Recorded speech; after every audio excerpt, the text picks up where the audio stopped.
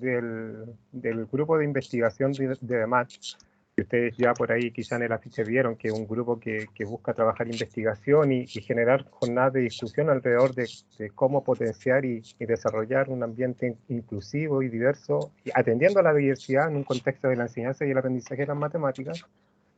Es que en esta ocasión tenemos el gusto de compartir la investigación que llevan desarrollando por bastante tiempo ya la doctora Nancy Ross y la profesora Rosario Castaneira, ¿cierto? ¿Así se pronuncia? ¿O Sí, Castañeira? Rosario Castaneira. Castaneira, muchas gracias. Entonces vamos a disfrutar de lo que nos van a mostrar nuestras dos colegas en el entendido del tercer coloquio de DEMAT. El tercer coloquio de DEMAT, cuyas dos versiones anteriores ya están disponibles en nuestro canal de YouTube, que por ahí les vamos a compartir el enlace, y esta también va a estar ahí. Cuenta con ambas profesoras que le acabo de nombrar, que están de parte desde el Instituto Superior de Formación Docente número 186 de Argentina. Entonces, ellas nos van a exponer el tema, los pilares en el hacer matemática de la clase. Y como les comentaba, esta versión va a quedar grabada. Yo personalmente agradezco, y obviamente este tema desde el grupo de investigación y desde la carrera y desde la Universidad Central agradecemos que ustedes dos nos presenten su avance, su investigación. Y comentarles que durante la exposición va a haber una encuesta que va a estar disponible en el chat, y si alguien no la recibe, se avisa para enviársela por correo, que da cuenta del tipo de actividad que estamos realizando y cómo podemos seguir desarrollando otras similares o cambiar según lo que ustedes estimen. Así que, sin más allá que tener el gusto de escuchar a la doctora Rosario y a la profesora a la doctora Nancy y a la profesora Rosario, ya he tenido la oportunidad de escucharlas antes, las dejo con su tema y yo voy a exponer, si quieren, presento cuando ustedes den alguna introducción o presento desde ya. Ustedes me avisan. Podés poner la primera placa. Ya. Te voy a exponer. Mientras tanto, que comparte la placa, voy a comenzar agradeciendo al grupo de investigación y de intercambio, que es Diferencial Básica Matemática, por esta invitación al coloquio, a mi compañera que es especialista en educación, Rosario, y con la que estoy trabajando gustosamente desde el año 2018 en el Instituto de Formación Docente número 186, de una ciudad de la costa atlántica que es Santa Teresita, provincia de Buenos Aires. En este particular, cuando vamos a participar de este coloquio, es muy importante comentar que si bien nuestro trabajo es un trabajo colaborativo, cada uno tiene una mirada específica.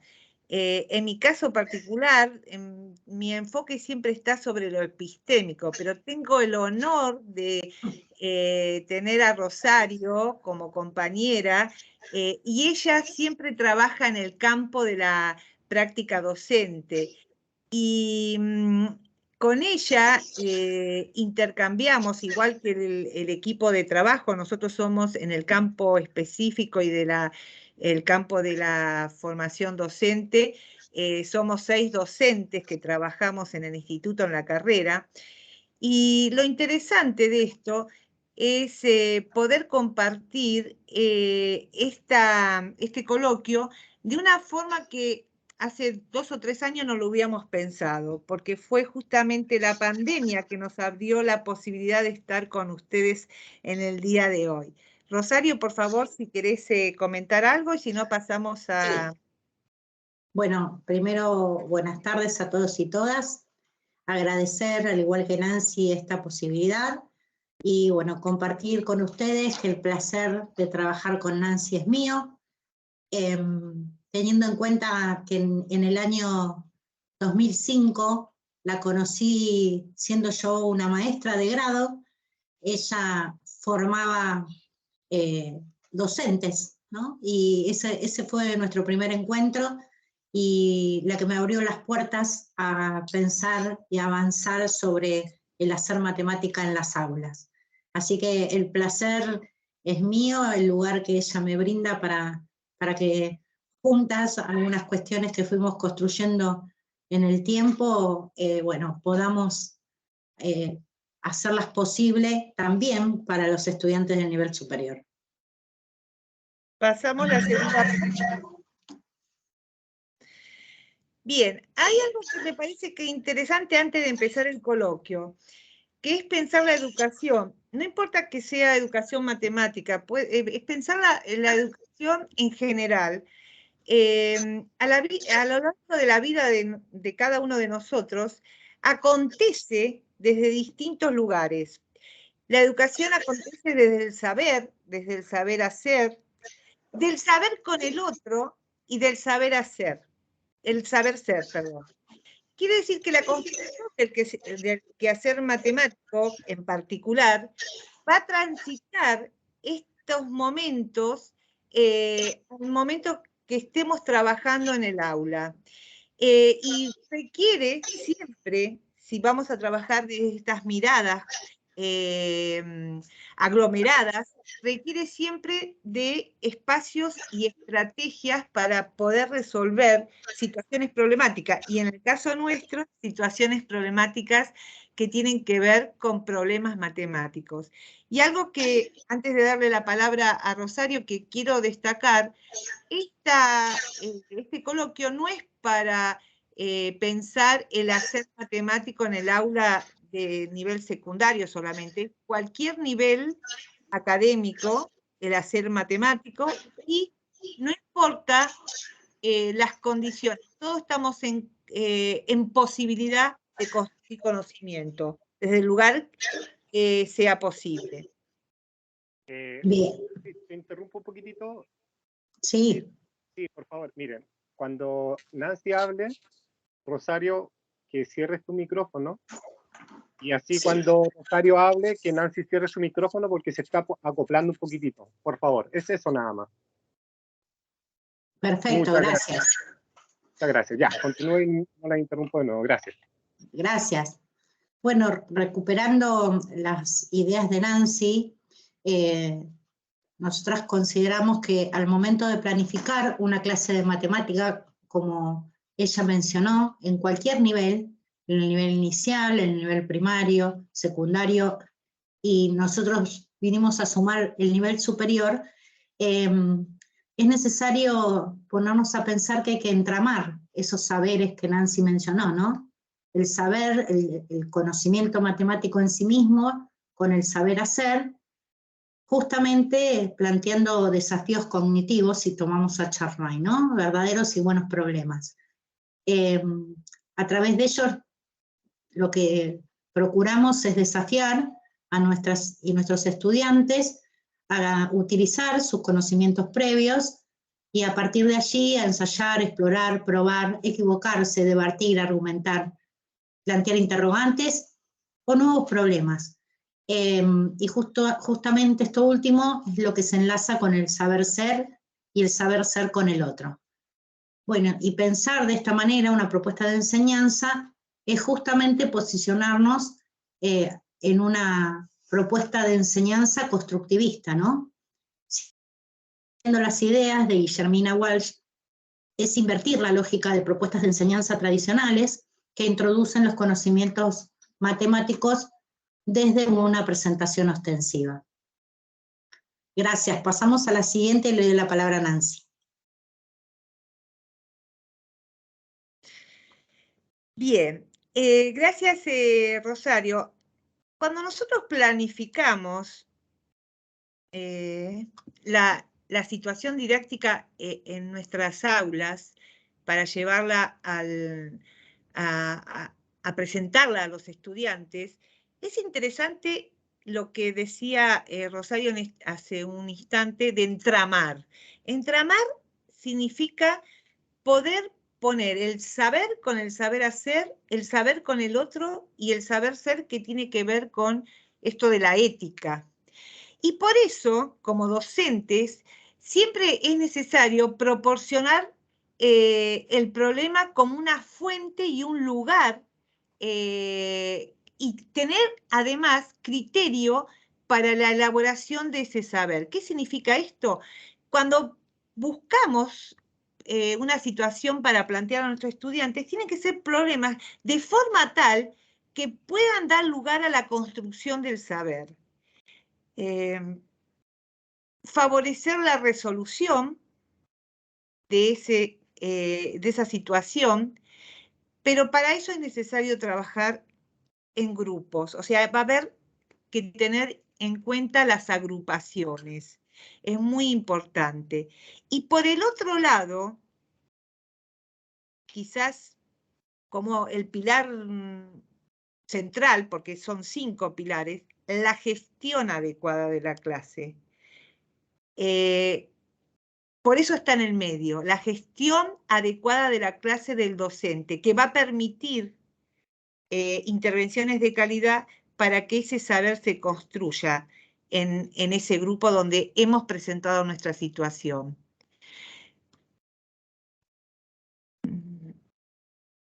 El intercambio colectivo de esos estudiantes, donde les va a dar lugar a validar las formulaciones que realicen y lo que han puesto en juego cuando tienen que resolver una situación.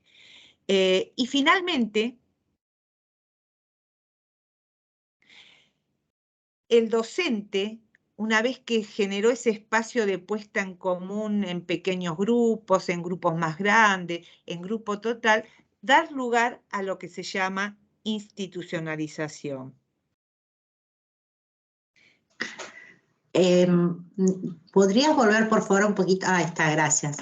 En realidad, yo vengo a sumar que esta idea de hablar de una planificación de clases a partir de 5 pilares es una manera de organizar y de decir, especialmente pensando el campo de la práctica docente, ¿no? No quiere decir que no hay un orden en los pilares, sino, digamos, los que sostienen, ¿no? Lo que hace robusto el edificio de la enseñanza. Y estas ideas parten fundamentalmente de un texto, uno de los primeros textos que Nancy me dio hace muchos años, que es del texto de Ronald Charnay, Aprender por medio de la resolución de problemas. Y bueno, compartimos nuestras ideas justamente pensándolos como estos pilares que sostienen, y la gestión adecuada del docente, como decía Nancy, está en el medio, ¿no? Con intervenciones de calidad, como nos gusta decir, que no vienen a dar respuesta al problema, que no matan al problema diciendo cuánto da, cómo se hace. Por eso la calidad de las intervenciones docentes son fundamentales. Gracias. Sigue Nancy con la siguiente diapositiva.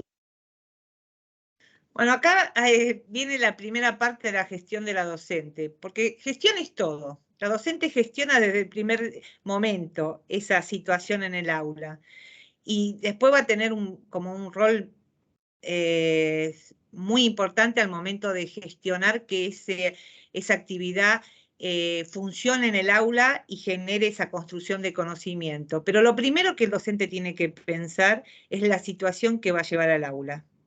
Y cuando hablo de situaciones, estoy hablando de problemas que son verdaderos problemas, que mueva la estantería de nuestros estudiantes, o sea, mueva esos saberes que tiene construidos, porque el conocimiento funciona de 2 formas, como objeto en el momento que lo estamos construyendo y después como herramienta, donde nos ponemos cómodos y usamos nuestros conocimientos ya construidos para resolver situaciones.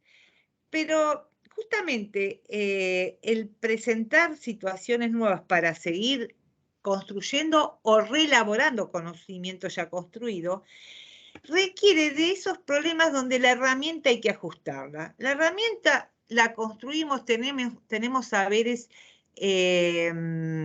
construidos, pero me ponen en juego esos saberes cuando el problema me hace pensar. No me da la posibilidad de decir, bueno, pero esto se resuelve de esta forma, sino que me siento incómodo, me sacude. hablando con Rosario hace unos días cuando preparábamos esto, yo le decía que Paul ya había presentado esto de que el problema tiene que ser de forma tal que enoje al estudiante. Y ella me dice, bueno, pero Nancy, a mí no me gusta mucho Paul ya. Y yo le decía, ¿sabes por qué? Porque este matemático dice esto en el año 1958, o escribe esto. Y lo interesante es que cuando lo dice, la forma de pensar la matemática era una forma muy instrumental, muy tecnicista, donde el estudiante era buen estudiante si hacía muchas ejercitaciones. Y entonces ahí viene a entrar esta cuestión del primer pilar. El problema no tiene que ser un ejercicio, el problema tiene que ser una situación que al otro lo desestructure, lo inquiete, lo moleste, lo enoje, lo haga buscar cuestiones. Eso lo dice Charnay. Paso la palabra a Sí, yo quiero nada más de lo anterior, sin volver, solo decir que justamente se toma la idea de Piaget, ¿no? El desafío cognitivo para pasar, se aprende justamente en el momento que sentimos eso que nos desconfigura del problema, que que nos moviliza. Sin eso que nos pasa con el problema, no hay posibilidad de construcción. Entonces, por eso mencionan lo de el obstáculo suficiente, ¿no? Un verdadero problema en el sentido de Charnay es que tenga estas dos categorías, ¿no? Posibilite que los estudiantes y las estudiantes utilicen lo que saben, pero le agrega ese desafío cognitivo, ese obstáculo suficiente. Bueno, ahora sí, pasamos a la segunda. Y otro pilar, como dijimos, es que el que creemos fuertemente y en el que trabajamos inclusive muchísimo en los institutos, porque hay resistencia por parte de los estudiantes, pero por la trayectoria formativa venimos de escuelas muy individualistas, entonces la construcción del saber, tomando a Vygotsky, es esta idea, nadie aprende solo, aprendemos con otros y de otros, es fundamental proponer el trabajo con ese problema en pequeños grupos, ¿no? Para que la acción, formulación, validación que nombra Brousseau en su teoría de situaciones, esas fases se hagan presentes. Entonces, bueno, resulta clave organizar el trabajo en pequeños grupos para que justamente las y los estudiantes trabajen de manera colaborativa la resolución de los mismos, y en en los momentos de discusión previstos, favorecer el intercambio con el grupo en su totalidad. Hay dos grandes momentos. El primero es el trabajo en pequeños grupos, ¿sí? Donde esto de pensar con otros y aprender de otros y con otros se da, y un segundo momento que lo vamos a ver más adelante, del intercambio con el grupo total. Y como menciona ahí, de esta forma, anclando en la zona de desarrollo próximo propuesta por Vygotsky, se favorece en el aula la construcción social del conocimiento. Aprender de otros y con otros, enfrentando a los alumnos, como dice Charnay, al necesario desafío sociocognitivo. El problema nos aporta el desafío cognitivo, y el trabajo en pequeños grupos, y luego con el debate con el grupo total, el desafío sociocognitivo. Gracias, sigue Nancy. Algo que me parece interesante agregar a lo que decía Rosario de los agrupamientos, siempre le decimos a los estudiantes que cuando reciben un problema, recuerden 3 pasos. ¿Qué dice el problema? ¿Qué nos dice el problema? Ahí estamos en el grupo, pequeño grupo. ¿Y qué me dice a mí el problema? O sea, yo en el pequeño grupo intercambio posicionamiento, y después, cuando vamos a trabajar en una elaboración para el grupo total, ahí cada uno tiene que tener en claro qué le dice ese problema. Entonces, ¿qué dice el problema? ¿Qué nos dice? ¿Y qué me dice? Son 3 momentos que el problema tiene que permitirnos. Seguimos con la otra diapositiva, Francisco. La gestión de la clase. La gestión de la clase, yo dije hace un rato, está en el medio de los pilares, pero siempre todo es gestión, porque la docente gestiona, el docente gestiona desde el momento que pensó la situación problemática. Pero hay un momento que esa situación problemática la lleva al aula. Y ahí es cuando el docente tiene que ponerse al costado, tiene que acompañar y coordinar, pero no tiene que adelantar.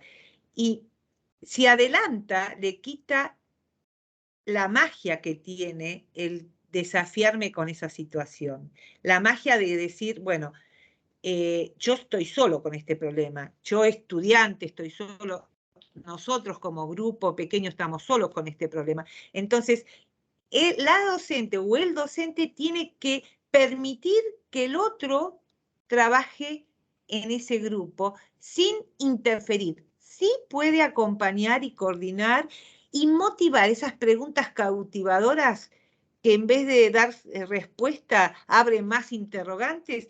Ese es el tipo de intervenciones que realiza.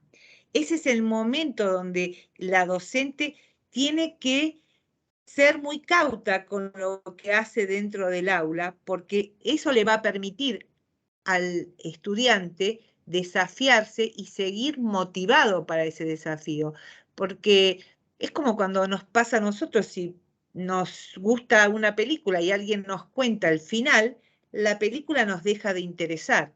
Entonces, en la gestión de la clase, la docente juega un papel importantísimo, porque es la que va a mediar durante todo el desarrollo para que el estudiante pueda generar ese conocimiento, dar respuestas a esa situación, y ahí es donde va a circular conocimiento ya construido, que se está reelaborando porque se está adaptando a la nueva situación, y conocimiento no construido que se construye y que pasa a ser objeto porque se necesitó para poder resolver.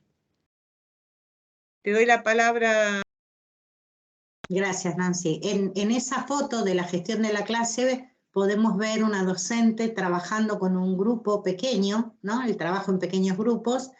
Y bueno, eso es parte de un video y ella se acerca, estaban discutiendo una situación, niños de primer año de lo que sería primaria en la Argentina, y bueno, ella colabora con, como decía Nancy, ¿no? Con preguntas que los hacen repensar, y en un momento del video les deja planteada una pregunta y los deja solos nuevamente para que el grupo quede en soledad entre ellos y con el problema, ¿no? Gracias, Francisco. Pasamos a la siguiente. Bueno, y un pilar, como dijimos hoy, fundamental, es luego de haber trabajado en pequeños grupos, el docente, como dice María Emilia Quaranta en el texto Discusiones en la clase de matemática, qué, para qué y cómo se discute, es fundamental que el docente gestione, en realidad primero que planifique este momento de intercambio, pudiendo anticipar los procedimientos correctos e incorrectos de los niños y las niñas para este momento tan importante. Como dice Brousseau, no alcanza con resolver problemas, necesitamos la reflexión de esos problemas. Bueno, esa reflexión se hace de manera colectiva, con la totalidad del grupo, ¿no? Y justamente es para que las y los estudiantes construyan el sentido de los conocimientos puestos en juego, generar estos espacios de discusión, y como dice ahí, corresponde al docente sacar a la luz, explicitar, hacer público, hacer circular, y si es posible, en realidad necesario, analizar y someter a discusión de todas las clases las producciones de un alumno o un grupo de alumnos. En realidad, si uno piensa un aula, a veces mis estudiantes en el campo me dicen, pero si son 30, discutimos 30 producciones, y ahí viene la respuesta, ¿no?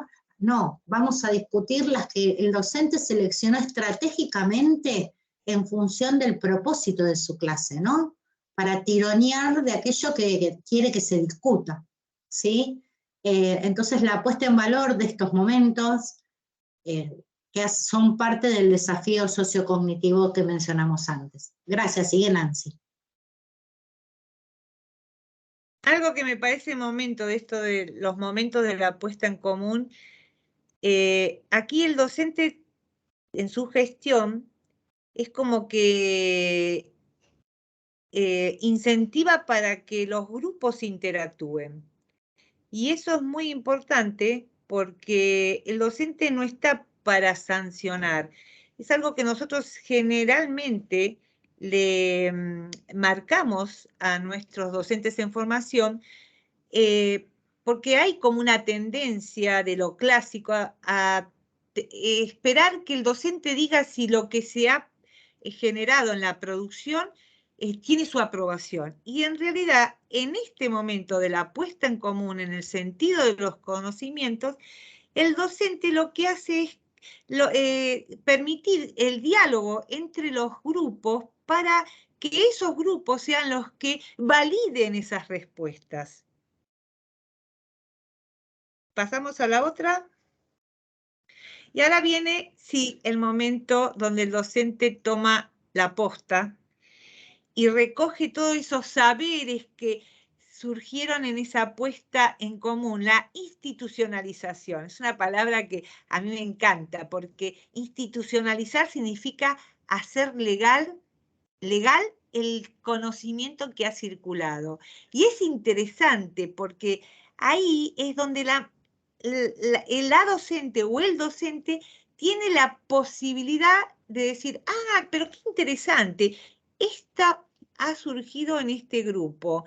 Entonces, es un conocimiento que tenemos que tenerlo en cuenta. Ni siquiera dice apunten.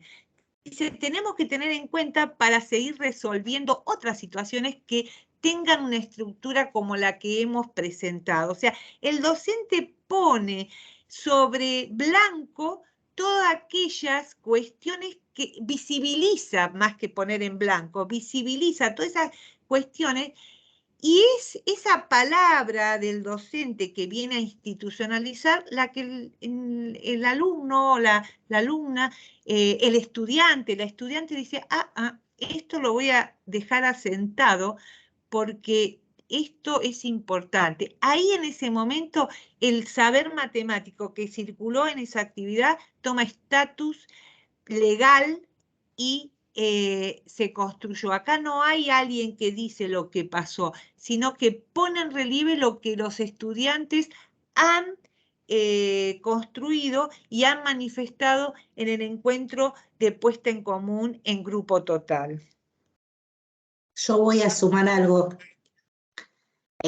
sobre esto, contarles una breve anécdota. Yo les compartí que en el año 2005 era una maestra inquieta en aprender y llegué a una propuesta formativa que justamente estaba a cargo de Nancy, ¿no? Y bueno, cuando yo leí ese primer texto de Charnay y hablaba de institucionalización, yo no lo entendía.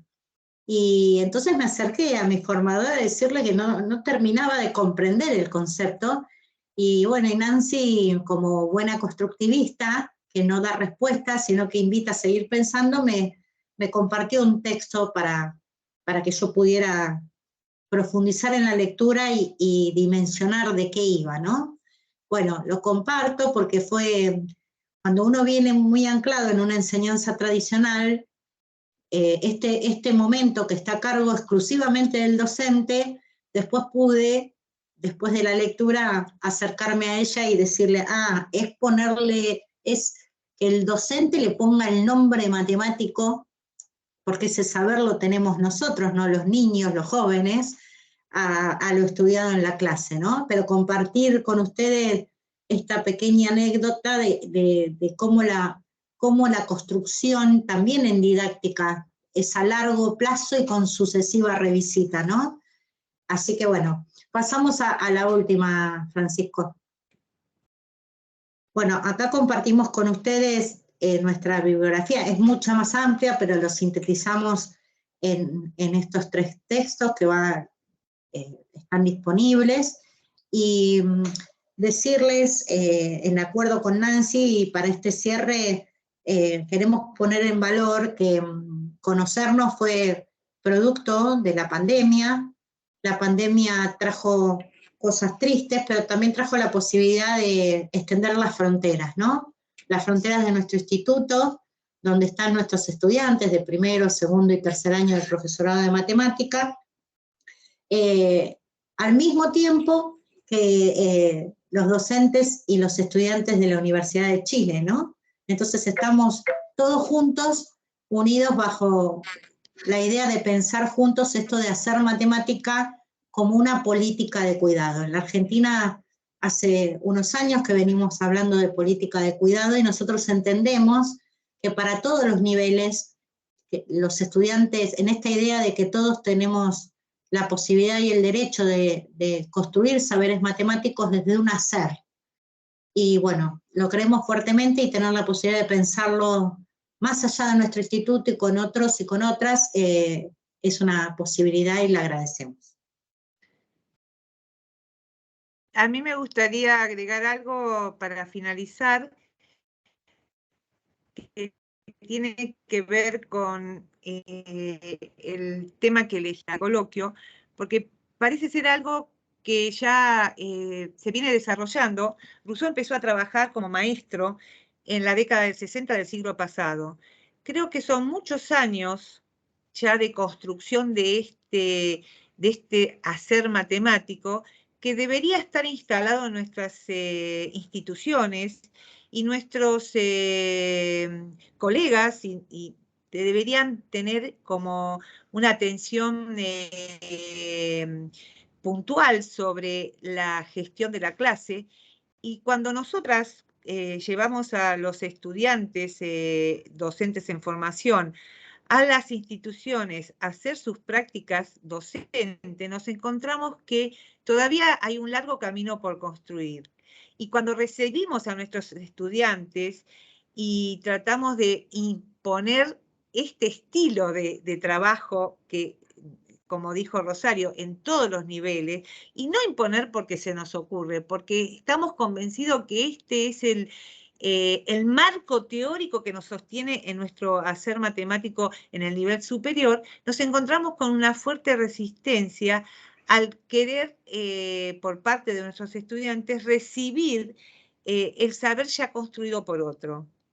Entonces, por eso nos parece que tiene primordial importancia seguir insistiendo en estas temáticas.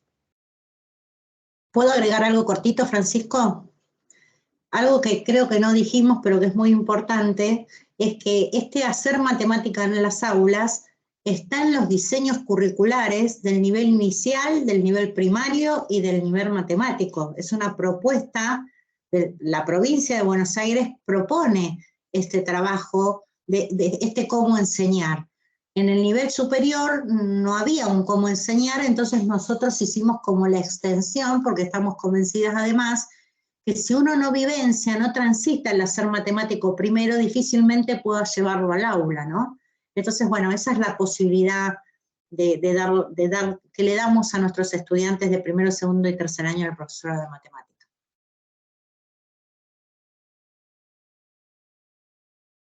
Sí, muchas gracias Nancy, muchas gracias Rosario. Sin duda alguna, lo que presentan es un aporte concreto a la práctica docente de estudiantes, de estudiantes que sí nos están acompañando sí o sí ahora, de profesores por ahí que tienen enmarcada una práctica docente desde un contexto distinto quizá o desde un país distinto, donde en algunos momentos la estructuración colabora mucho con la práctica docente y usted al mostrarnos estos 5 pilares que sostienen el hacer en una clase, efectivamente se promueven diferentes cuestiones. Y se permite identificar de una manera más clara y concisa en qué debo situar mi rol como profesor o profesora. Así que muchísimas gracias Nancy, sin duda alguna, por el aporte que nos hacen Rosario. Invito a las participantes y los participantes que tengan preguntas que levanten la mano, mientras yo me voy a anticipar un poquito mientras aparecen esas manos a generar una pequeña discusión, que es el espacio, que es el objetivo de este tipo de espacios que promovemos, tanto como carrera, como facultad, de Educación y Ciencia Social y como universidad y como grupo de investigación, claro. Es interesante porque el tema de la resolución de problemas, existe un punto crucial que yo creo que tiene esta doble mirada. Y si lo trabajo como un tema bien específico en el cual me van a evaluar el resultado de ese problema, o lo trabajo íntegramente como una habilidad y una capacidad. Entonces, se da muchísimo con diversas líneas de investigación con las que me he familiarizado, y sobre todo actualmente, que claro, la resolución de problemas es una de las 4 habilidades menos que se marcan aquí en el currículum chileno, aparte de argumentar y comunicar, representar y modelar. Y son habilidades que se definen sin problema dentro de la didáctica, pero que aquí en Chile se marcan al menos esas 4 para desarrollar el pensamiento lógico-matemático o el razonar matemáticamente hablando. Pero la resolución de problemas, y es el fenómeno que por ahí me imagino del que hablaban Nancy y Rosario, esta forma individualista de enseñar, de no trabajar en grupo, es efectivamente porque la mayoría, sino que casi todas, o sea, casi todos los instrumentos de evaluación que rigen el sistema educativo latinoamericano son en base a pruebas individuales. O sea, lo hago trabajar en grupo y resulta que el sistema después me exige evaluarlo individualmente para darle categoría a un colegio o para definir el futuro profesional. Entonces, eso es lo que por ahí genera el juego e invita a trabajar la matemática como disciplina aislada y no atender la diversidad y el contexto de inclusividad al que se está apuntando. Entonces, y lo otro es que se termina evaluando el resultado propiamente tal, y el problema tiene diferentes momentos que son muy interesantes. El momento en que el estudiante representa, en el momento en el que el estudiante debate, conjetura, establece estas conclusiones entre sus pares, entre sus compañeros, y que en el último de los elementos, no menos importante, pero igual de importante que lo otro, aparece el resultado. Entonces, claro, nosotros nos ceñimos al resultado y por ahí eso también invita a tener una matemática totalmente clásica, y es lo que no debería hacer. Entonces, yo conozco varios marcos de resolución de problemas, hay muchísima investigación alrededor de la resolución de problemas muy, muy concreta. Yo no sé si ustedes, dentro de este contexto, podrían darnos quizá algún ejemplo o algún tipo de sugerencia a nivel de resolución de problemas que efectivamente visualice el trabajo alrededor de la necesidad educativa especial o este contexto de aula diversa.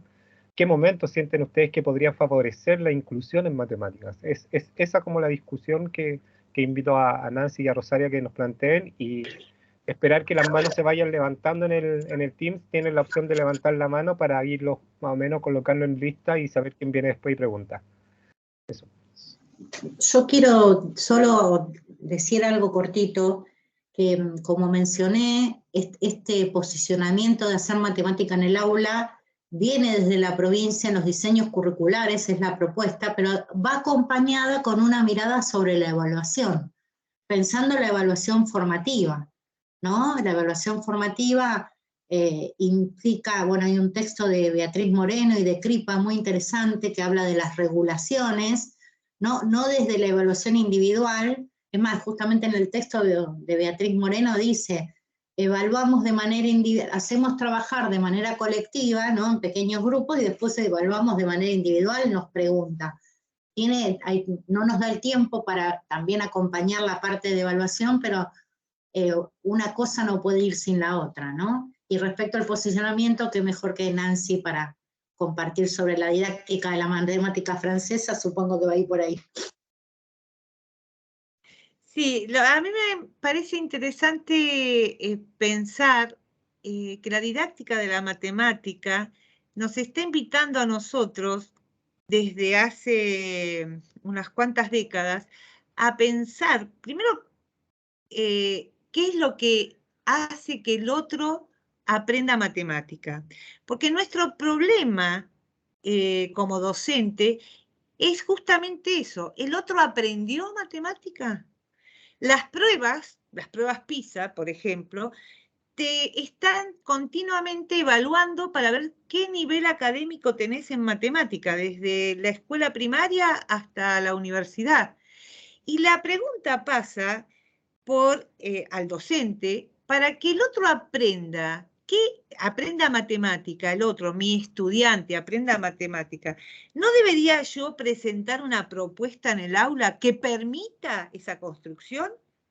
Porque si en el momento que voy al aula, no dejo el lugar al que el otro construya ese conocimiento, ¿cómo puedo pretender que solo después vaya a una prueba individual y pueda resolver? Y me refiero, ahora voy a llevarlo esto a una cuestión muy particular de la vida cotidiana de cada uno. Todos en algún momento hemos tenido un vehículo y en algún momento hemos aprendido a manejar un vehículo, pero no hubiéramos logrado ese carnet de conducir, o no sé cómo se llama, la licencia de conducir en cada país, si no nos hubieran permitido construir ese conocimiento sobre el vehículo, y si solamente nos hubieran pasado las leyes de la conducción dentro de las rutas y unos videos de cómo se hace eso, y no hubiéramos llegado nunca a la práctica. Entonces, el hacer tiene que ir de la mano del saber, pero para poder construir saber hay que hacer. Se aprende haciendo matemática. Y la única forma de hacer matemática es estar frente a una situación que me requiera construir conocimiento, porque si no me lo requiere, no me requiere construir el conocimiento, no lo voy a construir, porque el humano no va a hacer algo que no lo necesita.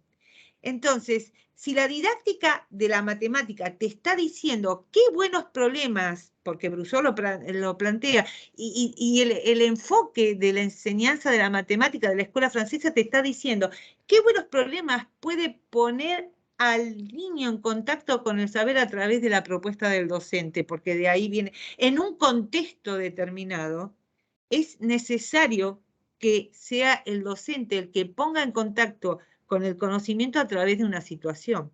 Lo dice Brousseau hace unas cuantas décadas, lo dice Chevalier, lo dice la didáctica como ciencia. Entonces creo que deberíamos replantearnos esto, porque el saber académico ilustrado de la primera mitad del siglo pasado no permite esa construcción. Muchas gracias, Nancy, muchas gracias, Rosario. Ahora vamos a escuchar a Marcus, luego a Sebastián y posteriormente a Constanza. Adelante, Marcus.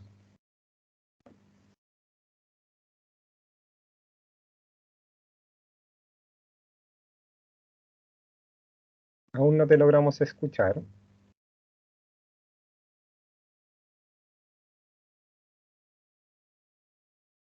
No, todavía no escuchamos, Marcus.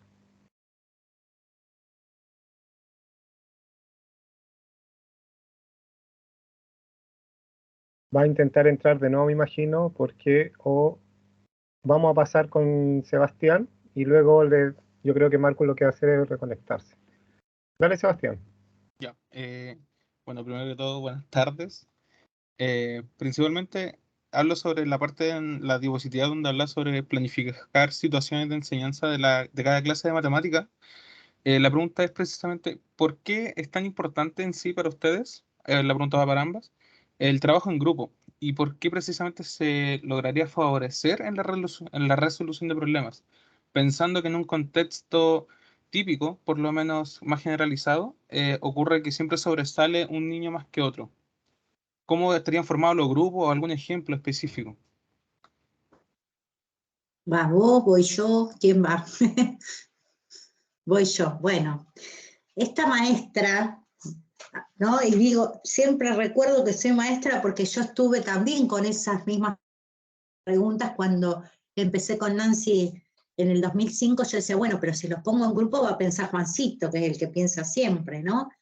Y bueno, ahí viene, cuando Nancy habló de la gestión docente como un pilar ese que está en el medio, ahí vienen las decisiones que como docentes al momento de planificar tenemos que tomar. Y una decisión es, bueno, ¿cómo voy a conformar los pequeños grupos? ¿Cómo me convienen que estén esos grupos, no?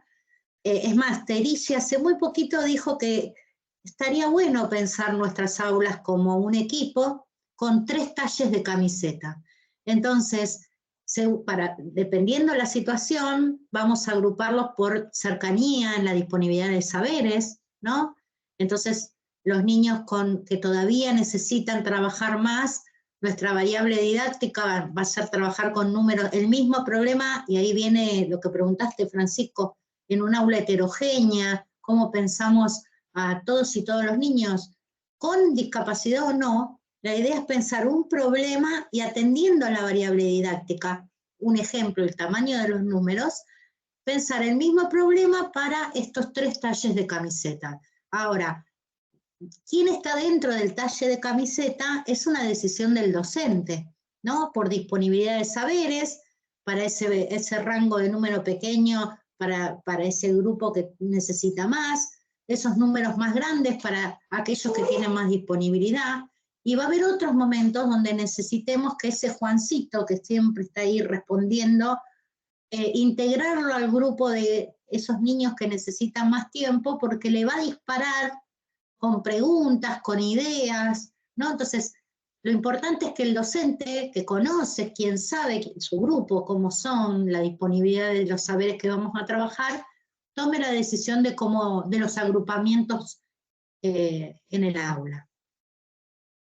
Yo quiero sumar algo que me parece interesante. El trabajo que hace Diferencial Básica Matemática es un trabajo colaborativo. Siempre enfoca el trabajo colaborativo. Entonces, para que haya trabajo colaborativo tiene que haber grupo, primero. Si no, no va a haber trabajo colaborativo. Y algo que trajo la pandemia y que nosotros lo rescatamos como algo importante. La pandemia nos puso en un escenario diferente al que estábamos, en una situación problemática. Y fue lo colaborativo del aporte de cada uno el que logró que esa clase saliera adelante de la forma que salió.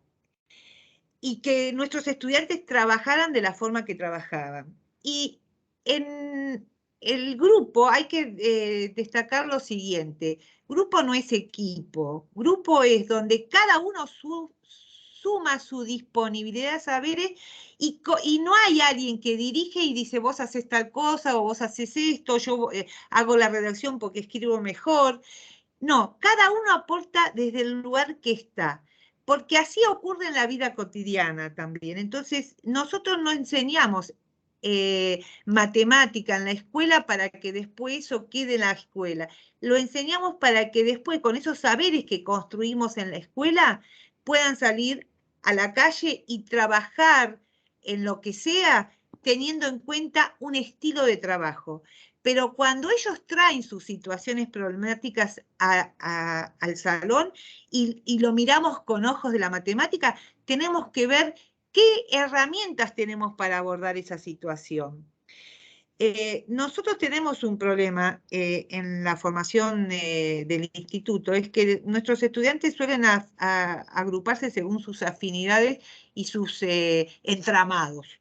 Y nosotros continuamente le rompemos el entramado, porque hoy decimos, bueno, se van a agrupar de esta forma, mañana, o sea, interactuar. ¿Por qué?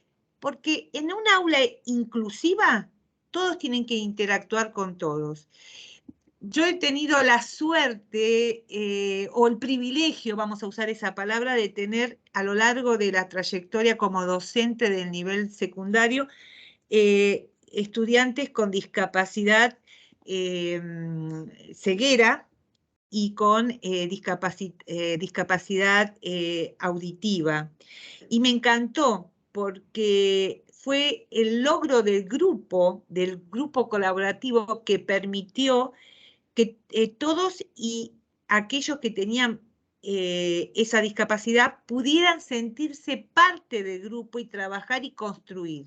Y esa construcción permitió un intercambio que favoreció las dos partes, porque a un grupo, que es el que no tenía la discapacidad, le favoreció porque interactuó y aprendió.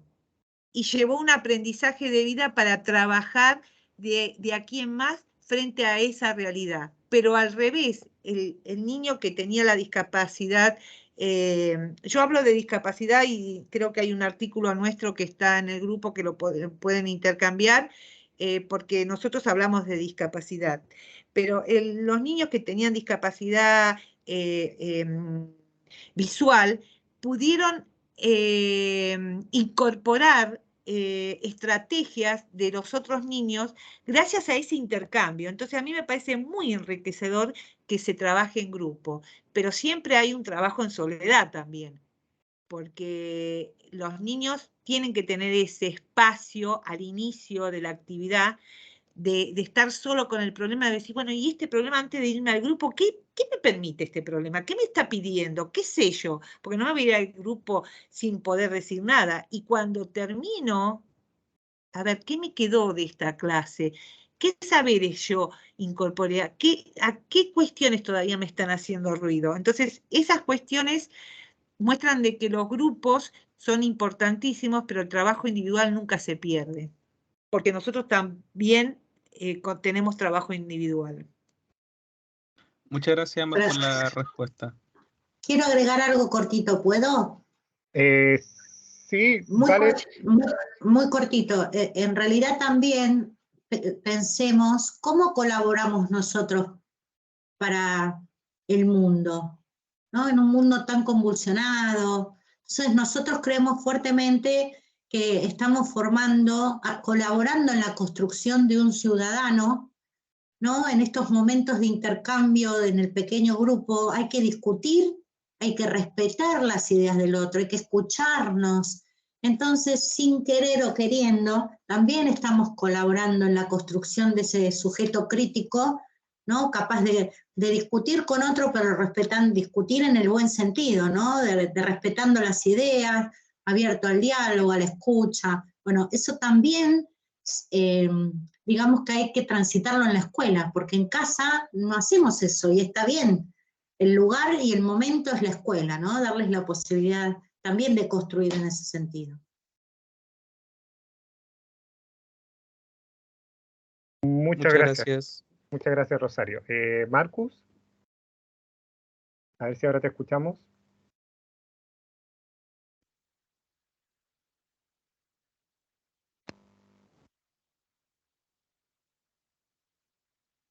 Al principio te escuchamos bien, ahora no te escuchamos. No sé si de nuevo parece que... Mira, si... No te escucho. Nancy no lo escucha, ¿cierto? Mira, si quieres... A ver, ahora. No. ¿Tú no escuchas? Ya. Sí, pero nosotros no te escuchamos. Chuta. Si no, me haces la pregunta por interno. Mándame ahí un comentario, un audio por interno y yo lo puedo leer acá. Constanza y Sofía, voy a darles la palabra. Ya son, al igual que Sebastián, estudiantes de Pedagogía en Educación General Básica de la universidad, pero que hagan la pregunta en simultáneo, por favor. O sea, primero Constanza, después Sofía, y buscamos que Nancy dé una respuesta a las dos inquietudes. Puede ser Nancy, ¿no? Ya, así que Constanza, adelante. Ya, buenas tardes. Bueno, mi pregunta es lo siguiente. A partir de todo lo que pudimos observar en la presentación, quería consultar que cómo todo eso lo podemos llevar a una modalidad online, dado que por el tema de la pandemia en la actualidad uno nunca sabe cuándo vamos a volver, o sea, totalmente a la presencialidad o si podemos volver a una modalidad online. Eso. Muchas gracias, Constanza. Sofía. Yo me quería enfocar, buenas tardes, perdón, en base a que a estudiantes igual como un poco más grandes, a cómo se juega un poco con la motivación de los estudiantes en las matemáticas. Porque Más con grandes, pero siguen siendo en la etapa escolar, ¿no? Sí, pero así como tipo sexto, por ahí. Porque como usted dijo, como que el sistema solamente busca dar resultados o que los resultados se tomen en cuenta, entonces llegan hasta cierto punto que los estudiantes ya no quieren aprender las matemáticas porque no les motiva, porque no dan los resultados que se les pide, entre comillas, como el sistema. No sé si se me entiende. Sí. Entonces, ¿en qué punto de los 5 pilares se toma eso? Porque si bien está el trabajo colaborativo que sí se puede tomar de ahí, o de cómo va simplemente como de estrategias didácticas del profesor. Eso es como... Muchas gracias, Sofía. Muchas gracias, Sofía y Constanza, por sus preguntas. A ver, Nancy, ¿cómo Bueno, son dos preguntas diferentes, pero me parece interesante contestarlas juntas. Bueno, por suerte acá yo tengo testigos porque entre los invitados están nuestras propias estudiantes de nuestro instituto. Vi que en el grupo estaban 2 de ellas, está Sandra y está Ruth. No sé si hay otras más, pero no veo todos los participantes. Pero nosotros estuvimos desafiados y seguimos desafiados y tenemos la posibilidad de seguir trabajando en la virtualidad. Los profesorados tienen plataforma virtual que lo provee el Estado. El Instituto Nacional de Formación Docente provee una plataforma donde nosotros interactuamos. Y seguimos sosteniendo porque no sabemos si la pandemia se va a ir o va a venir otra cuestión que nos tengamos que obligar a no asistir a la institución. Además hay algunas cuestiones que se hacen semipresenciales. Entonces, poder trabajar en la virtualidad, buenos problemas, no sería una situación que nos tiene que inquietar, porque si el problema es bueno, motiva en la virtualidad o en la presencialidad, por un lado. Por otro lado, ¿cómo yo motivo a un estudiante? Desafiándolo. ¿Y cuándo yo desafío a un estudiante? Cuando la situación que le planteo no tiene la respuesta, no tiene la respuesta inmediata. A veces nos hacemos el trabajo de preparar un buen problema y cuando lo llevamos al salón, lo presentamos, sobre todo en la escuela básica, la escuela inicial, los primeros años, la docente o el docente, con el afán de que el niño se acerque a la situación problemática, se la va contando y le va anticipando las resoluciones. Entonces, al momento de la docente trabajó casi 6 horas en esa situación que quería llevar, pero al momento de presentar esa situación problemática, ya le adelantó cómo iba a ser el fin. Nancy. De esa situación. Entonces, a veces el problema, sí. Perdón, que me sale un poquito cortado, pero cuando vos termines, sumo una cosita. Bueno, yo creo que más o menos esa es la idea. La virtualidad no sería el problema es, o sea, no sería lo que nos puede obstaculizar presentar un buen problema. La virtualidad puede cambiar el modo de presentarlo, pero no sería lo que nos debería inquietar. Lo que nos tiene que inquietar es qué situación yo preparo para que el otro se sienta motivado.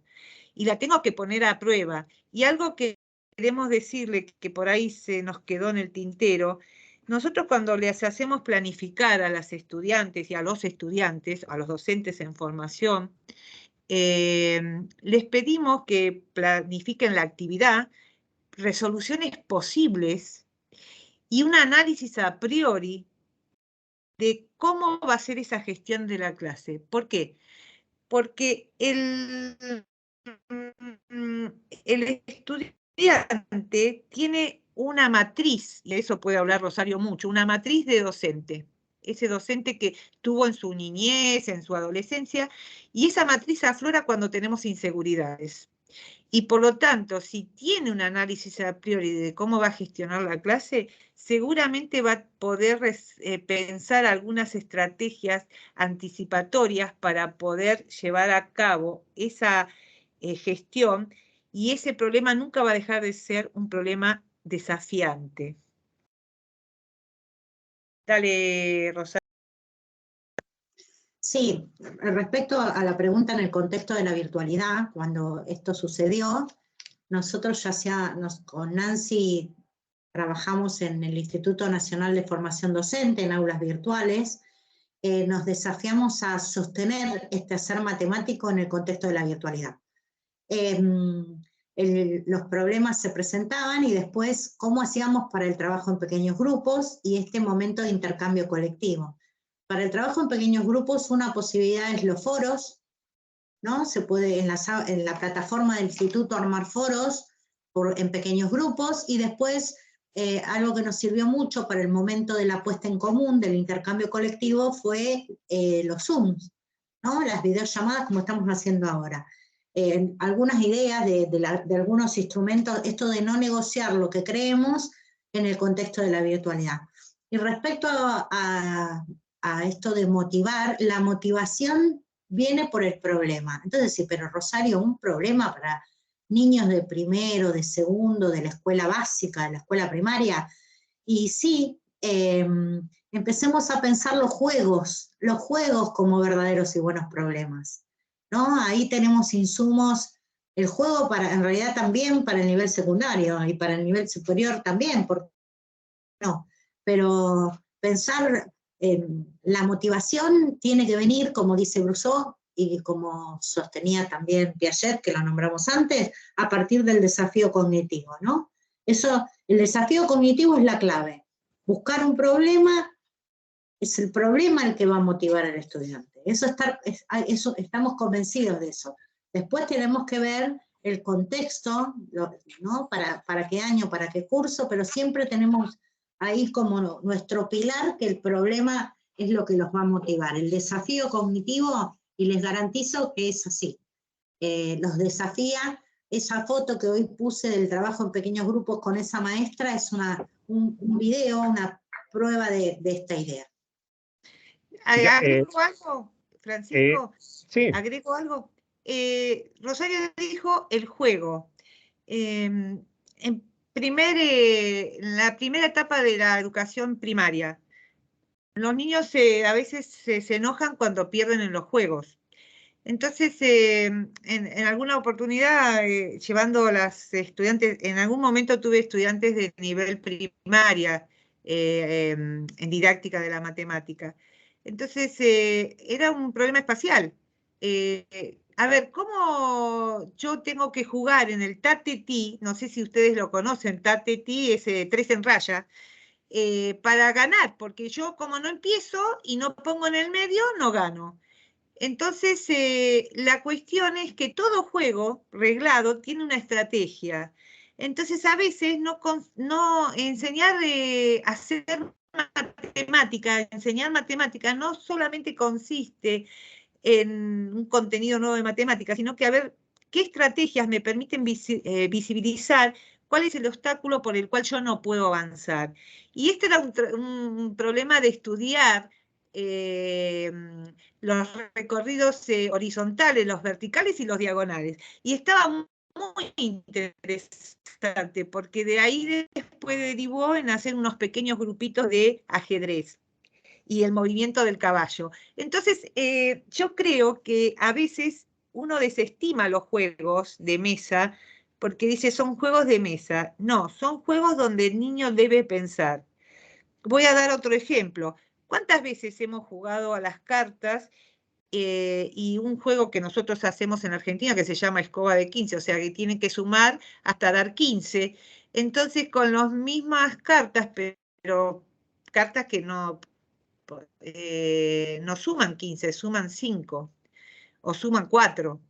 Entonces, no es, o cartas en vez de tener números enteros tienen fracciones. Y eso en el taller de pensamiento lógico matemático no lograba muchas veces que jugaran los adultos. Entonces, está interesante. Si un adulto a veces no puede, entonces hay que pensar qué hemos hecho para construir la estrategia y poder jugar una escoba fraccionada, por ejemplo, que estaba muy interesante. O sea, hay unos libritos de un profesor español de Corbalán que él dice, ¿juegos a mí? Sí, juegos a mí. Y él habla de todas las estrategias posibles que se pueden armar, y eso es un buen recurso como para tener en escuela primaria la posibilidad de presentar juegos que después motiven en situaciones problemáticas más complejas, pero es un buen motivador. Voy a terminar entonces con el comentario y las preguntas que me hace Marcus por interno. Tenía problemas con el micrófono, pero Voy a leer tal cual me escribió. Dice, primeramente, muchas gracias a Nancy y Rosario por la presentación. Tiene dos preguntas.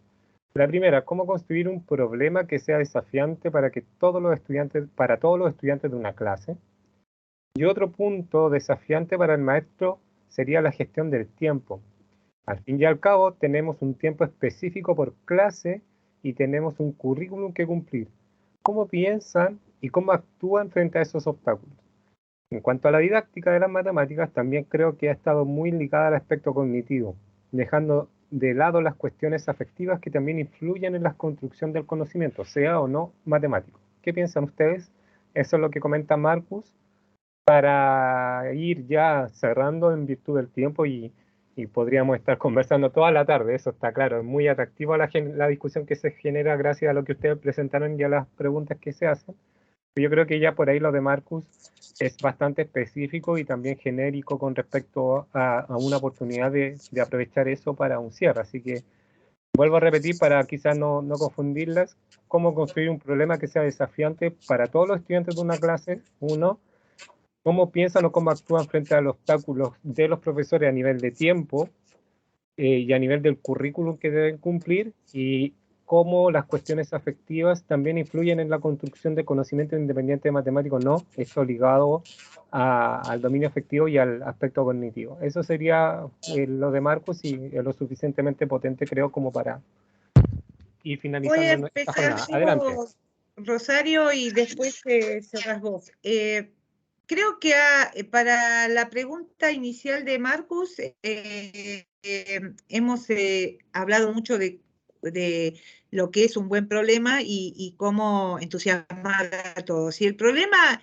resiste, es porque es bueno. O sea, cuando el problema está bien planteado, el problema tiene mucho potencial y todos se motivan para participar. Puede pasar que tengamos situaciones donde los estudiantes no participan. Nosotros tenemos que buscar estrategias y pensar en esas cuestiones. Por eso, acá viene la segunda pregunta que para mí es fundamental, que es la planificación de la clase. Y otra cosa que es muy importante, tienen que tener bitácoras. Algunos dirán, no tenemos tiempo para las bitácoras. Sí, las bitácoras, como lo tienen los navegantes, sirven para registrar aquellas cuestiones que me hicieron ruido en algunos grupos, aquellas cuestiones que he visto que no logré en la clase. La clase que no logré ya no la voy a lograr, pero puedo retomarla a la siguiente oportunidad y tratar de trabajar aquellas cuestiones que no se han logrado en la clase anterior. Pero para eso hay que tener un registro escrito.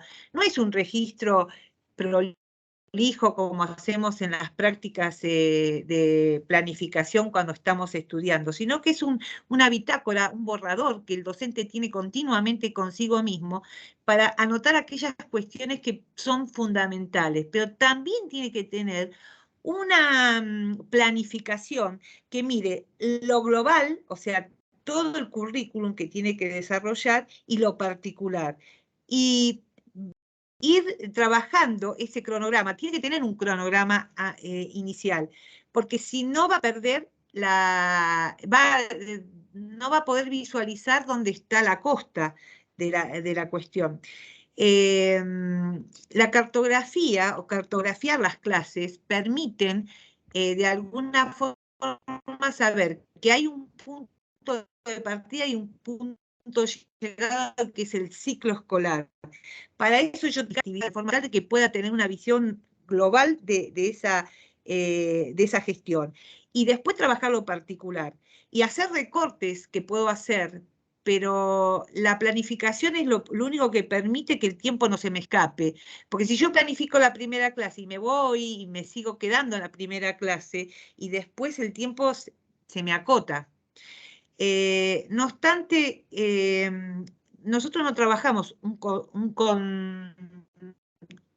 conocimiento en particular, trabajamos muchos conocimientos al mismo tiempo. Algunos son principales y otros son secundarios, porque cuando ponemos en juego un trabajo que tiene que ver con la construcción de la operatoria en los números naturales o en los números enteros, seguramente va a estar relacionado con conocimientos que parten del mundo de la geometría o del mundo de la proporcionalidad o del mundo de la resolución de cuadros mágicos, lo que sea, pero entonces quiere decir que yo no pongo en una resolución un contenido en particular, sino que trabajo. A uno le voy a dar un estatus superior, que es el que estoy desarrollando, y los otros los voy a tener anotados en mi bitácora para poder seguir trabajando en las clases posteriores y retomando, siempre retomando. No hay una planificación que dice, bueno, esta es la clase 1 que no tiene nada que ver con la clase 2. Todas las clases tienen que estar interrelacionadas. Yo Gracias, sumo Nancy. cortito. ¿Quieres agregar algo, Rosario? Sí, por favor, adelante. Sí, cortito. Primero, respecto a los verdaderos o buenos problemas, Nancy de esto sabe mucho más de lo que voy a decir yo, por supuesto, pero para que un problema sea verdadero o buen problema hay ingeniería didáctica, ¿no? Y bueno, nosotros con nuestros estudiantes en el profesorado no podemos pretender, porque creo, si no me equivoco, Nancy, es como todo un tema en la universidad para estudiar. Pero, así como dije que los diseños curriculares sostienen, desde la matemática francesa, el hacer matemática, también acompañan con documentos, con orientaciones de autores que están anclados en este posicionamiento, que comparten justamente secuencias didácticas, problemas. Entonces es insumo para pensar las clases. Eso por un lado. Por el otro lado, respecto a la planificación y al tiempo, una de las cuestiones que nosotros tironeamos mucho cuando conversamos con los docentes ya formados y hacemos pensar a los que están en formación, digamos, es pensar la planificación no de manera lineal, sino, como dijo Nancy, estableciendo relaciones entre los contenidos. Entonces, ahí la planificación ya no va a ser una sábana larga de contenidos que no se enumeran, sino que se establecen relaciones. Y al relacionar, cambia el tiempo que uno le dedica, digamos, en el año, estableciendo relaciones, que es como una cuestión que solemos no hacer y que hay que pensarlo, ¿no? Cuando articulamos entre ciclos o entre años hacia adentro de la escuela primaria o del nivel inicial, tenemos que pensar estas cuestiones. Y respecto a lo emocional, dice por ahí una de las autoras, que ahora no me viene a la memoria, no sé si es Graciela Chemelo o Mónica Brazar, que el vínculo que establecen las y los estudiantes con la matemática es producto de las prácticas por las que han transitado. Entonces, si yo soy un docente que le digo cómo se hace, no le habilito a pensar por sí mismo, porque creo que no puede, no lo pienso desde la potencialidad, va a establecer un tipo de relación con la matemática de no querer, de que no le guste, porque no le entiende. En cambio, si yo vengo con una propuesta que lo invite, que lo desafíe desde un problema, y que lo invite a usar lo que sabe, y a partir de ahí darle idea a un problema, correcto o incorrecto, porque lo correcto y lo incorrecto también tenemos que, ¿no?, pensar las dos cosas. Como decía Nancy, planificamos anticipando en nuestra clase procedimientos correctos e incorrectos de nuestros estudiantes, ¿no? Los incorrectos también los discutimos en la puesta en común, porque del error se aprende. Entonces, el vínculo que van a establecer con la matemática viene de la mano con nuestra propuesta de enseñanza, ¿no? Y ahí entra lo emocional, ¿no? La vamos a odiar si no la entendemos, si no podemos hacer nada. Me enseñan una técnica, por ejemplo, dividir. Me enseñan la técnica de dividir y no la logro hacer, y me dan muchas, o me mandan a estudiar las tablas de memoria a casa con mi familia, y no se toma como objeto de enseñanza de estudiar, por ejemplo, con el juego del gato, las tablas en la escuela, y más vale que no nos va a gustar y no la vamos a querer. En cambio, jugando al gato, En la escuela, capaz que la relación con la matemática es otra, ¿no? Voy a agregar algo al ejemplo de Rosario. Hay un texto de Rousseau que dice que los docentes, los maestros, él habla porque él fue maestro y él tenía maestros a cargo. Los docentes, cuando querían hacer callar a los estudiantes, les daban muchas divisiones con expresiones decimales. Entonces, a medida que aumentaba la división con expresiones decimales y con muchos decimales, los niños iban silenciándose. Entonces, creo que ese ejemplo nos invita a pensar que muchas veces usamos el hacer matemático como una forma de imponer aquello que no logramos desde la construcción de nuestra gestión de la clase. Entonces, pasa por ahí. Pero construir en la gestión de la clase no es algo que se aprende con la cursada en un profesorado, en el caso nuestro, o de la universidad, en el caso de ustedes. Es algo que se aprende a lo largo de toda la vida. El ser docente es un oficio que se aprende a lo largo de toda la vida. No dejamos nunca de aprender. Como tampoco los niños y los jóvenes y los adultos dejan de aprender. Seguramente mañana va a salir mejor que salió hoy, pero es porque hemos repensado lo que hicimos hoy. Nada más. Muchísimas gracias, Nancy Rosario, por la especificidad de su respuesta y obviamente agradecerles muchísimo que hayan querido sumarse a este ciclo de coloquios que estamos desarrollando con nuestro grupo de investigación en la Universidad Central. Y bueno, ustedes saben que somos muy grandes, o sea, tenemos harta gente de varias partes y orgullosos y súper extremadamente contentos de que ustedes se quieran sumar en ese sentido a lo que estamos. No sé en cuánto de agradecidos y honrados porque empezamos a articular, porque efectivamente, como bien decías tú y Rosario, en trabajo en equipo, pues es eso lo que nosotros estamos haciendo, más que, perdón, un trabajo en grupo es lo que estamos haciendo más que un trabajo en equipo. Y efectivamente es la única manera de ir avanzando en políticas y en cuestiones que están al debe. Pues. O sea, nuestra sala de clases sigue siendo la misma de hace 40, 50, 60 años y resulta que ahora tenemos celulares que podemos sacar fotos y podemos hacer un montón de cuestiones y antes estaban los teléfonos y yo soy incluso de la generación que tenía que andar en los negocios buscando un teléfono público y todavía existen, pero ya pues, la tecnología está tan a disposición que la mayoría de la gente tiene acceso a un celular, a computador con internet. Pasamos antes por la época de los ciber, de la fotografía digital, y resulta que las salas siguen, aunque están más modernas, porque ahora ya no tienen pizarra con tiza, y ahora pueden haber interactivas, pero resulta que la forma hacia atrás sigue siendo exactamente la misma, ordenar 40 pupitres hacia atrás y todos mirando al profesor o profesora.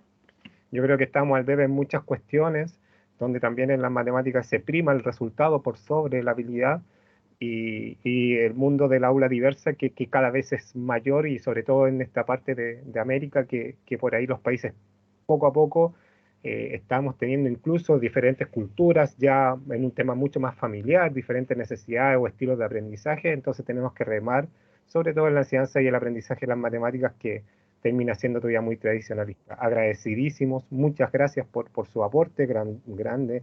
Desde la carrera de Pedagogía en Educación General Básica, le damos las gracias por esta instancia. Agradecerle también a María Isabel Sepúlveda, que es la coordinadora de vinculación con el medio, que nos apoyó siempre, que trabajamos en esta actividad, Patrick, a la decana Sonia, que por supuesto está al tanto de esta actividad, pero pues sin duda va a haber la grabación, pero sus roles son muchos.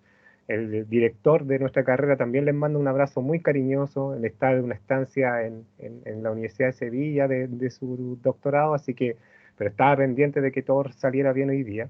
Así que Elena, que es la coordinadora práctica de nuestra carrera, también muy pendiente y participó, y ahí está Araceli, estudiantes tuyas, de ustedes, Rosario y Nancy, gente que se conectó, que sé que se conectó de afuera.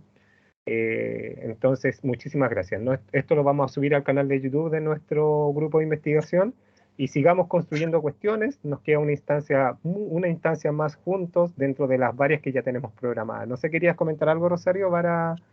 Perdón, Francisco, sí, solo decir que agradezco a las autoridades del instituto que me permitieron estar hoy acá, porque yo hoy de 13 a 16:30 tenía clase con los estudiantes de segundo y tercero, así que fue una invitación para ellos a tener nuestra clase virtual, digamos. Muchas gracias también al instituto y bueno, ya tenemos programada ahí una visita para conocerle y agradecerle allá en persona, así que muchas gracias, muchísimas gracias por todo. Si Isa quieres despedirte de Rosario y Nancy también en representación de la carrera, puedes hacerlo.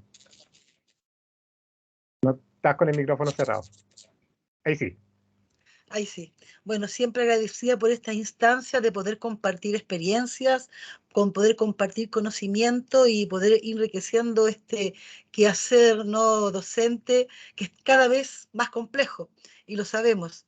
Así que nada más que agradecer y poder seguir repitiendo estos coloquios y estos intercambios que son importantes para nuestro crecimiento y para nuestros estudiantes. Sí. Muchas Solamente gracias. para cerrar cortito, el chat no está habilitado, estoy mandando la encuesta del evento por Sí. la mensajería interna. Nancy te la envío a ti para que lo compartas, Marcus también se lo envié, y si conocen a gente que esté conectada se la comparten también. Nancy, ¿querías comentar algo más? Es Sí, súper quería importante que agradecer conteste la también. encuesta.